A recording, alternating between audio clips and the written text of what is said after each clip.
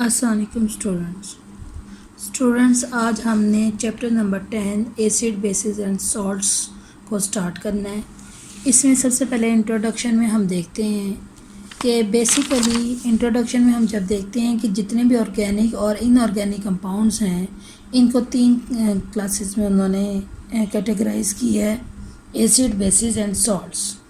और जो फेमस मुस्लिम साइंटिस्ट है जाबिर बिन निहान, इसने 1787 में 3 acids nitric acid, hydrochloric acid and sulphuric acid जो है वो इसने प्रिपेयर किया था। लोवाइजर एक साइंटिस्ट है, इसने इन तमाम कंपाउंड्स को बाइनरी कंपाउंड्स का नाम दिया, बाइनरी कंपाउंड्स ऑफ ऑक्सीजन का नाम दिया। जो बाइनरी कंपाउंड्स वो होते हैं 2 कंपाउंड, जब 2 एलिमेंट्स कंबाइन करते हैं तो वो एक कंपाउंड बनाते हैं, उसको बाइनरी कंपाउंड्स कहते हैं। और बाइनरी कंपाउंड्स ऑफ ऑक्सीजन का मतलब है कि जब ऑक्सीजन किसी दूसरे एलिमेंट के साथ रिएक्ट करता है तो वो बाइनरी कंपाउंड्स बनाता है। इसी तरह उसने कहा कि जितने भी बाइनरी कंपाउंड्स हैं when they dissolve in water they give acidic solution. जब भी बाइनरी कंपाउंड्स जो हैं वो वाटर में डिज़ोल्व होंगे वो एसिड सॉल्यूशंस बनाएंगे। बाद में फिर 1850 में एक साइंटिस्ट था सर हेम्फ्री डेवी, इसने डिस्कवर किया कि there are certain acids which are without oxygen. उसने कहा कि ये ज़रूरी नहीं है कि ऑक्सीजन ही जिनके अंदर मौजूद है और जब वो वाटर में डिज़ोल्व हों तो वो एसिड्स बनाएं। उसने कहा कि बहुत सारे ऐसे भी एसिड्स होते हैं जो कि ऑक्सीजन के बगैर होते हैं, जैसे हाइड्रोक्लोरिक एसिड ले लें, H2SO4 ले लें, ये सारे जो हैं ये भी एसिड्स हैं। और सर हेम्फ्री डेवी ने प्रूव किया कि प्रेजेंस ऑफ ऑक्सीजन हाइड्रोजन जो होती है वो मेन कंपोनेंट है तमाम एसिड्स का, यानी कि जितने भी एसिड्स हैं उनके अंदर हाइड्रोजन जो है वो एक कंपल्सरी एलिमेंट के तौर पर मौजूद होता है। उसने इसके अलावा और भी ये भी डिस्कवर किया कि जितने भी वाटर सॉल्युबल मेटालिक ऑक्साइड्स हैं they turn the red litmus blue, यानी कि जितने भी एसिड्स हैं वो क्या कर देते हैं, रेड लिटमस को ब्लू में चेंज कर देते हैं, और जो कि करैक्टरिस्टिक है बेसिस का। अब जो वर्ड है वो एसिड का ड्राइव किया गया है एक लैटिन वर्ड से एसिडोस से, और जिसका मतलब है सौर, खट्टा, तुर्श। The first acid known to man was acetic acid in the form of vinegar. इसको अंडरलाइन करें कि सबसे पहला एसिड जो कि इंसान जानता है वो एसिटिक एसिड है, और ये किस फॉर्म में होता है, ये विनीगर की फॉर्म में होता है जिसको सिरका कहते हैं। इसके बाद हम देखते हैं आगे जो है हम पढ़ेंगे कि एसिड और बेसिस के जो है वो कंसेप्ट्स पढ़ेंगे। कंसेप्ट्स मींस के इसमें हम देखेंगे कि एसिड और बेस को कैसे डिफ़ाइन किया गया, किन किन साइंटिस्ट ने इसके ऊपर जो है वो काम किया। अब सबसे पहले हम एसिड्स और बेस की जो जनरल प्रॉपर्टीज़ हैं उनको स्टडी करते हैं कि वो क्या है। बेसिकली सबसे पहले हम एसिड की प्रॉपर्टीज़ को स्टडी करेंगे, उसके बाद हम बेसिस की प्रॉपर्टीज़ को स्टडी करेंगे। एसिड्स हैव सोर test, for example unripe citrus fruit और लेमन जूस। अब वो कहते हैं कि जितने भी एसिड्स होते हैं उनका जायका जो है या टेस्ट जो है वो सोर होता है, यानी कि तुर्श जायका होता है, खट्टा होता है। अब इसमें एग्जांपल दिया है कि अनराइप सिट्रस फ्रूट, के सिट्रस फ्रूट जो हैं वो जो ना अनराइपन फॉर्म में होता है, या लेमन जूस है, ये तमाम एसिड्स हैं।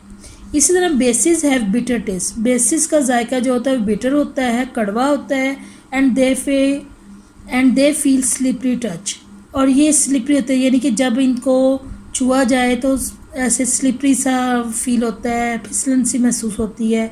जैसे आप देखें कि सॉप जो है वो स्लिपरी टच होती है, जब सॉप हाथों को लगता है तो हमें ऐसे स्लिपरी सा टच लगता है, या आप ये कह लें कि फिसलन सी महसूस होती है, और हमारी उंगलियां जो है एक दूसरे के ऊपर इजीली मूव कर जाती हैं।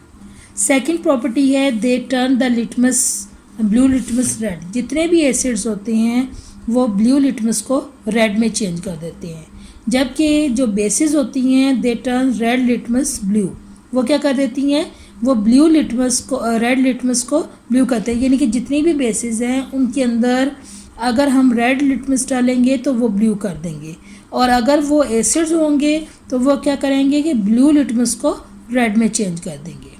जो थर्ड प्रॉपर्टी है कि they are corrosive in concentrated form. जब एसिड जो होते हैं कंसनट्रेटेड फॉर्म में होते हैं, बहुत स्ट्रॉन्ग होते हैं, तो ये कोरेसिव होते हैं। कोरेसिव का मतलब ये होता है कि ये बहुत ज़्यादा स्किन को बंद कर देते हैं या किसी चीज़ को गला देते हैं, और बहुत ज़्यादा ये आप इस फॉर्म में कह लें कि बहुत ज़्यादा कोरेसिव होते हैं, किसी चीज़ को डिज़ोल्व कर देते हैं।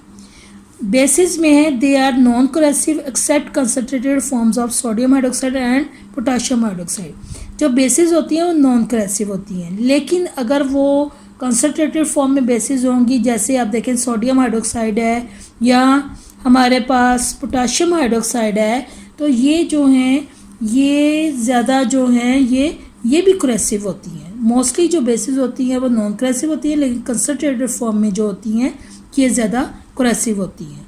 फोर्थ प्रॉपर्टी जो है वो ये है कि their aqueous solutions conduct electric current, their aqueous solutions conduct electric, यानी दोनों एसिड्स हों या बेसिस हों, उनके जो एक्वस सॉल्यूशन हैं वो इलेक्ट्रिसिटी कंडक्ट कर सकते हैं, यानी कि इसमें से इलेक्ट्रिसिटी दोनों सॉल्यूशंस में से पास हो सकती है।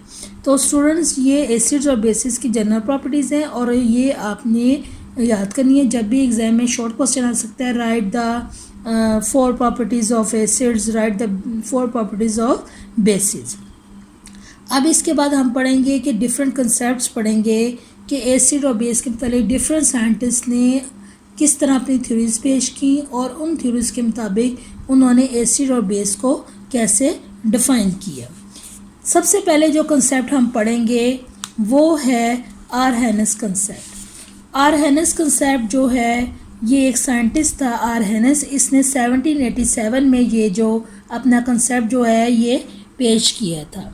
इसके कंसेप्ट के मुताबिक इसने एसिड और बेस को किस तरह डिफ़ाइन किया।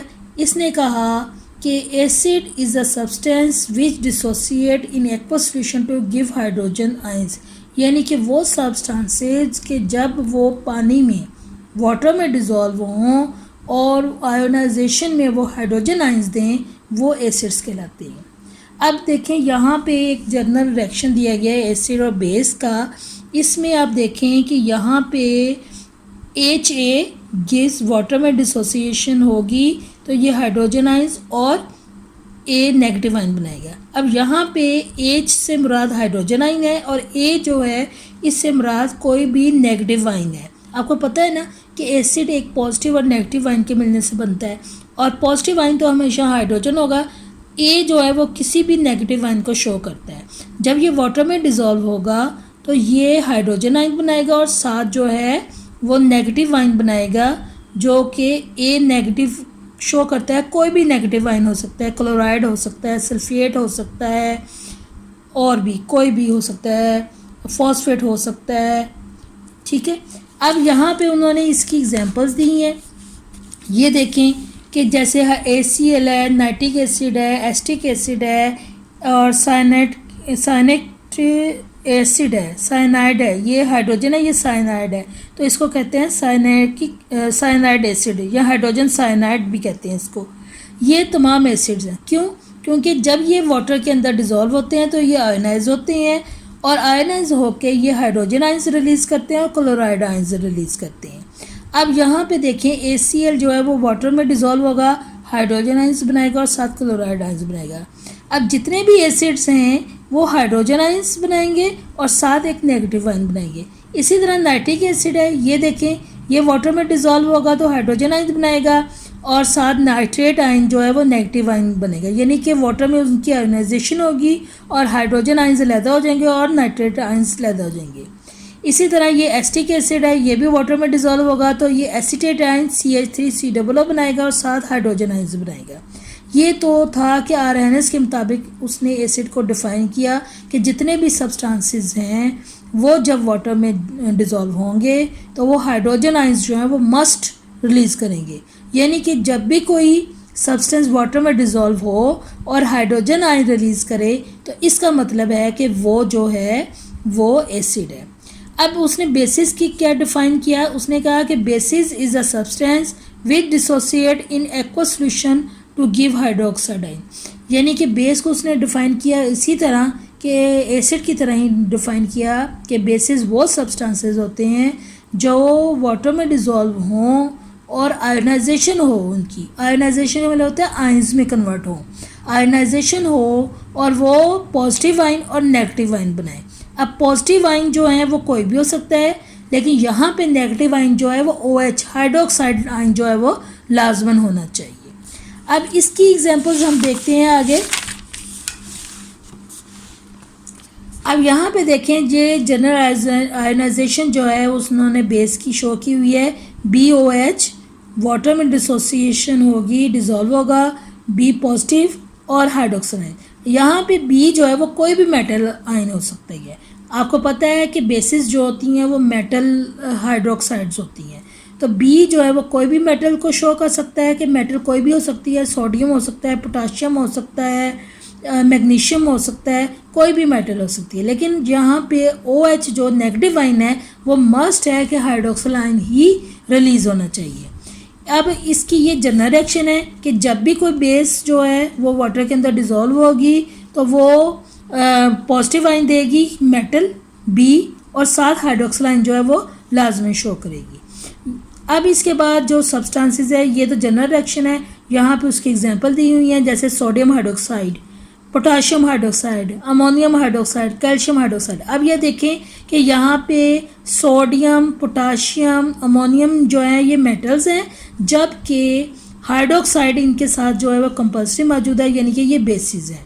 अब इसको हम देखते हैं कि ये कंपाउंड जब एक्वा सॉल्यूशन वाटर के अंदर डिज़ोल्व होते हैं तो ये आयोनाइज हो जाते हैं। पॉजिटिव आयन में ये sodium ion, potassium ion, ammonium ion और कैल्शियम आयन देंगे, और नेगेटिव आयन इन में क्या होगा, हाइड्रोक्सिल आयन होगा। अब इसकी एग्जांपल देखें, जैसे सोडियम हाइड्रोक्साइड है, ये वाटर में डिज़ोल्व होगा तो ये सोडियम आयन और हाइड्रोक्सिल आयन में चेंज होगा। जब भी पानी के अंदर, वाटर के अंदर हाइड्रोक्सिल आयन रिलीज़ होगा तो वो आरएनएस के मुताबिक जो है वो बेस होगी। अब इसी तरह कैल्शियम हाइड्रोक्साइड को देखें, कैल्शियम हाइड्रोक्साइड जब वाटर के अंदर डिज़ोल्व होगा तो वो कैल्शियम आयन और टू हाइड्रोक्सिल आयन रिलीज़ करेगा। अब इसके मुताबिक भी ये बेस है, क्योंकि ये वाटर में डिसोसिएट होकर हाइड्रोक्सिल आयन जो है वो प्रोड्यूस कर रहा है। तो इसका मतलब है आरएनएस के कंसेप्ट के मुताबिक हम ये कह सकते हैं कि वो सब्सटेंसेस जो वाटर में डिसोसिएट हों या डिज़ोल्व हों, हाइड्रोजन आयंस प्रोड्यूस करें, उनको हम एसिड्स कहते हैं, और वो सब्सटेंसेस जो वाटर में आयोनाइज होकर हाइड्रोक्सिल आयन, नेगेटिव आयन लाजमन प्रोड्यूस करें, उनको हम बेसिस कहते हैं। अब यहाँ पे एक टेबल दिया गया है। अब इसके मुताबिक जो आरएनएस के मुताबिक जो है ये सब्सटेंसेस जो हैं वो एसिड्स हो सकते हैं और ये सब्सटेंसेस जो हैं वो बेसिस हो सकती हैं। अब इसमें आप देखें, हाइड्रोक्लोरिक एसिड HCl ये भी एसिड है, नाइट्रिक एसिड HNO3 ये भी एसिड है, क्योंकि इन सब में जो है वो हाइड्रोजन आयन जो है वो मौजूद होता है। इसी तरह सल्फ्यूरिक एसिड जो है ये भी एसिड है और फॉस्फोरिक एसिड भी एसिड है। अब सोडियम बेसिस की जब हम देखते हैं तो सोडियम हाइड्रोक्साइड जो है वो एक बेस है। अब यहाँ पे देखें, सोडियम मेटल है और हाइड्रोक्सिल आयन जो है ये मौजूद है, यानी कि जब ये वाटर में डिज़ोल्व होगा तो ये सोडियम आयन और हाइड्रोक्सिल आयन में चेंज हो जाएगा। इसी तरह आप देखें कि पोटाशियम हाइड्रोक्साइड KOH ये भी एक बेस है, आरएनएस बेस, कैल्शियम हाइड्रोक्साइड भी एक बेस है और एल्युमिनियम हाइड्रोक्साइड भी एक बेस है। अब इनमें सोडियम, पोटाशियम, कैल्शियम और एल्युमिनियम जो हैं ये मेटल्स हैं और इनके साथ क्या लगे हुए हैं, हाइड्रोक्सिल आयन है, यानी कि जब ये वाटर में डिज़ोल्व होंगे तो ये मेटल्स अलहदा हो जाएंगी, पॉजिटिव आयन के तौर पर आयोनाइज हो जाएंगी, और हाइड्रोक्सिल आयन जो है वो नेगेटिव आयन के तौर पर अलहदा से सेपरेट हो जाएंगे। अब ये ज़रूरी नहीं है कि हर एक बेस में एक ही हाइड्रोक्सिल आयन हो। हाइड्रोक्सिल आयन जो है हर सब्सटेंस में मुख्तलिफ हो सकता है। जैसे देखें, सोडियम हाइड्रोक्साइड, पोटाशियम हाइड्रोक्साइड में दो हाइड्रोक्सिल आयन एक हाइड्रोक्सिल आयन रिलीज़ होगा, जबकि कैल्शियम हाइड्रोक्साइड और एल्युमिनियम हाइड्रोक्साइड में 2 और 3 हाइड्रोक्सिल आयन रिलीज़ होंगे। अब ये तो हमने पढ़ा था आरएनएस का concept about acids and bases. अब हम देखते हैं कि इसकी लिमिटेशन क्या है। अब जब साइंटिस्ट एक अपना कंसेप्ट देता है तो उसके ऊपर जो दूसरे साइंटिस्ट जो हैं वो उसको पढ़ते हैं और उस पर रिसर्च करते हैं और उसमें जो ड्रॉबैक्स होते हैं उनको फाइंड आउट करने की कोशिश करते हैं। इसी तरह आरएनएस के जो कंसेप्ट है उसके ड्रॉबैक्स को देखते हैं कि इसकी लिमिटेशन क्या है। लिमिटेशन का मतलब ये है कि ये एक लिमिट फॉर्म में है, ये कुछ सब्सटेंसेस को ही एक्सप्लेन कर सकता है। अब आपने जैसा कि देखा कि सिंपल वर्ड्स में अगर हम कहें कि आरएनएस एसिड वो सब्सटेंसेस होते हैं जो कि हाइड्रोजन आयन रिलीज़ करें वाटर में, और बेसिस वो सब्सटेंसेस होती हैं जो कि हाइड्रोक्सिल आयन रिलीज़ करें।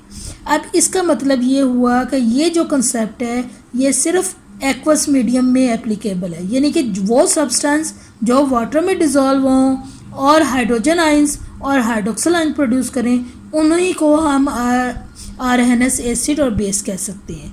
जबकि ये जो कंसेप्ट है ये नॉन एक्वस मीडियम में बेसिस और एसिड्स की नेचर को जो है वो डिफाइन नहीं करता या एक्सप्लेन नहीं करता, यानी कि जितने भी सब्सटेंसेस जो वाटर सॉल्युबल हैं वो एसिड और बेस को डिफाइन कर सकते हैं। अदरवाइज़ नॉन एक्वस मीडियम यानी कि पानी के बगैर हल किए ये जो है ये किसी एसिड और बेस को डिफाइन नहीं कर सकता। एक तो इसका ये ड्रॉबैक था। दूसरा ये है कि इस कंसेप्ट के मुताबिक एसिड और बेसिस जो होती हैं सिर्फ वो कंपाउंड्स होते हैं जिसके अंदर हाइड्रोजन आयंस और हाइड्रोक्सिल आयन मौजूद हो, जबकि ये बहुत सारे दूसरे कंपाउंड्स की नेचर को जो है वो डिस्क्राइब नहीं करता। अब ये देखें जैसे कार्बन डाइऑक्साइड है, इसके अंदर हाइड्रोजन आयन मौजूद नहीं है लेकिन ये वाटर में डिज़ोल्व होकर एसिड बनाता है। अमोनिया एक बेस बनाता है, जब वाटर में डिज़ोल्व होगा तो ये बेस बनाएगा। तो वो कहते हैं कि बहुत सारे ऐसे सब्सटेंसेस जिसमें हाइड्रोजन और हाइड्रोक्सिल आयन मौजूद नहीं है, ये उन सब्सटेंसेस को भी कैटेगराइज नहीं करता कि ये एसिड है ये बेस है, क्योंकि इसका जो बेस है वो एक्वस मीडियम पे है। तो ये दो इसकी लिमिटेशंस हैं। आज हमने आरएनएस कंसेप्ट और फिज़िकल प्रॉपर्टीज़ एसिड और बेसिस की पढ़ी हैं। ये आपने बहुत अच्छे तरीके से याद करनी है। आरएनएस कंसेप्ट बहुत अच्छी तरह याद करना है और फिज़िकल प्रॉपर्टीज। आरएनएस कंसेप्ट बाज़ का लॉन्ग क्वेश्चन भी आ जाता है और बाज़ का इसकी शॉर्ट क्वेश्चन भी आ जाता है कि डिफ़ाइन आरएनएस एसिड। फिर आप ये करेंगे कि आरएनएस एसिड को डिफ़ाइन करेंगे और उसकी एग्जांपल्स देंगे। और बाज़ का ये होता है कि ये क्वेश्चन आ जाता है शॉर्ट में, what are the limitation of Arrhenius concept. तो आरएनएस कंसेप्ट की दो लिमिटेशंस हैं कि ये नॉन एक्वस मीडियम में एप्लीकेबल नहीं होता, और दूसरा ये उन सब्सटेंसेस को एसिड और बेस के तौर पर क्लासिफाई नहीं करता जिनमें हाइड्रोजन आयंस मौजूद नहीं होता या हाइड्रोक्सिल आयन मौजूद नहीं होता। तो ये स्टूडेंट्स आपने बहुत अच्छे तरीके से याद करना है। अल्लाह हाफिज़।